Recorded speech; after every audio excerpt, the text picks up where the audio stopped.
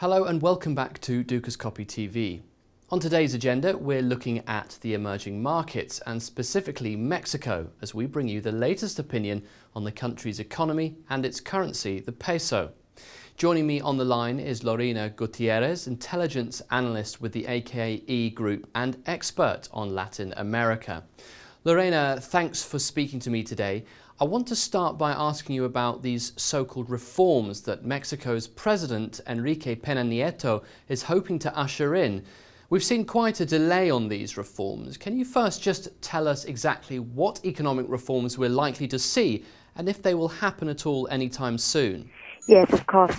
Well, since the PRI party returned to power in December 2012 after 12 years out of office, President Peña Nieto proposed breakthrough reforms that seemed impossible only a few months ago. For example, in February, a long-needed educational reform was signed into law, and the lower house of Congress recently approved a telecommunications reform. This education reform, for example, standardizes the requirements for teachers to obtain a post and removes long-established union privileges, while the telecommunications reform is aimed at increasing competition by allowing 100% foreign-owned firms to enter the market and by creating new regulatory bodies. So the main point of these reforms, for example, is the elimination of union and corporate interests and other vested influences that have seemed to have hindered economic growth in recent years.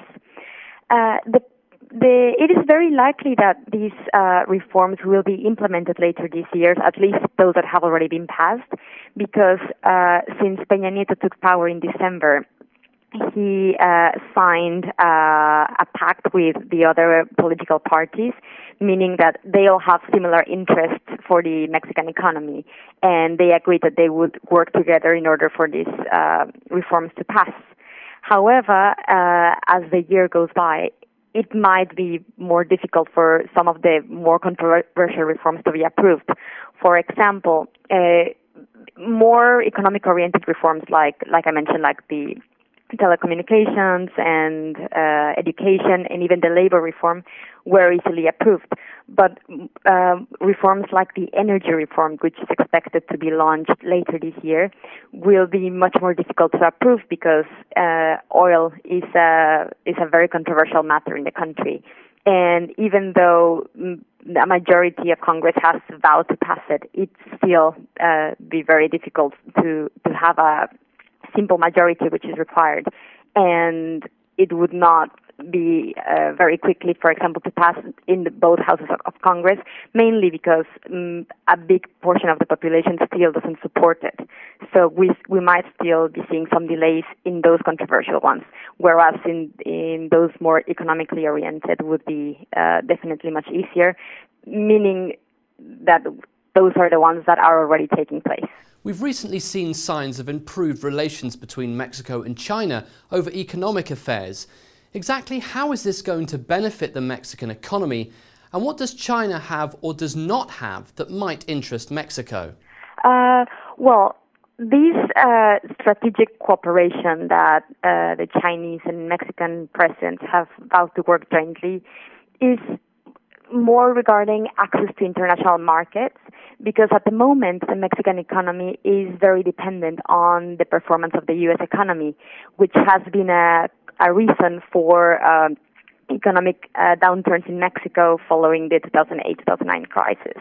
And therefore China has a broader market that Mexico at the moment doesn't have, and therefore a strategic partnership with China opens the door for Mexico to enter Asian markets where China is already present, and therefore broaden the consumers that Mexico can offer its products to, because at the moment a slowdown in the U.S. economy has definitely affected Mexico. So a strategic partnership with China is an alternative to this market that is slowing down at the moment. Let's touch on the peso for a moment. We've recently seen a surge of investors throw their cash at the peso because they think Mexico is in a better position to the US trade-wise than, say, Australia is to China. Is this the only reason why the peso is being paid so much attention to, or is there a more longer-term reason here, where the peso could become a more consistent currency to trade? Well, first of all, Mexico is one of the few developing economies that at the moment have not imposed currency controls. Therefore, this has led to an increase in investments and making Mexico an attractive country, which is historically very friendly towards investment in comparison to other countries, including Brazil, which is even, although it is open to foreign investment, they have much stronger capital controls. However, even though expectations have been very high towards the Mexican peso in recent months, in the past 3 weeks, the peso has fallen up to 7% against the U.S. dollar. And this was surprising given the peso's strong performance throughout most of 2012. And of course, this appreciation may be just temporary, or it can last throughout the rest of the year. And it can be attributed to recent general fears throughout Latin America that the U.S. Federal Reserve could reduce its purchase of bonds in the coming months, making U.S. dollar-denominated bonds much more attractive than those denominated in Mexican peso. And well, definitely, as I mentioned earlier, the proposed economic reforms in Mexico are too dependent on the performance of the global economy, and particularly on the U.S. economy, which means that still much more needs to be done in Mexico in terms of domestic economic policies, competition, and the creation of incentives for domestic investment, because at the moment, President Peña Nieto's reforms, even though they are very positive in terms of the international economy and foreign investment, they still need to boost domestic consumption, domestic investment, which is still a major concern, particularly since about 60% of employment in Mexico is part of the informal economy. Finally, from an intelligence analyst perspective, do you see Mexico's political wranglings, which in many cases has led to appalling violence in the past, affect future investment in the country? Some people might say Mexico politically is a complete contrast to, say, Brazil, who will be hosting the Olympic Games in 3 years' time.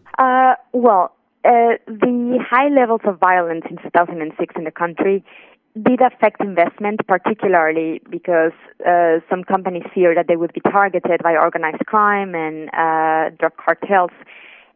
In contrast, even though some companies had to relocate within Mexico, many companies still stayed in the country. At least in the past 2 years, we have seen an increase in the number of companies investing in Mexico.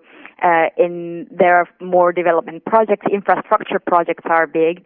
And as I mentioned earlier, if the energy reform is passed this year, it is very likely that we will see an increase in the influx of foreign capitals in the country. Peña Nieto has done a notable job promoting a positive image of Mexico. However, I think that the most challenging audience is the largely dubious Mexican population, because their confidence is difficult to gain amid the PRI's history of corruption, and the security environment has unfortunately not improved despite the change in the official discourse and the so-called economic boom in recent months. So even though all the proposed reforms are generally welcomed and seem to be going towards the right direction, I think the fact that violence is a major concern in Mexico will still hinder Mexico's growth potential. Okay, that's all we've got time for. I'll see you back tomorrow with the press review, and don't forget to keep an eye out for all our other content here on Dukascopy TV. Until tomorrow though, goodbye.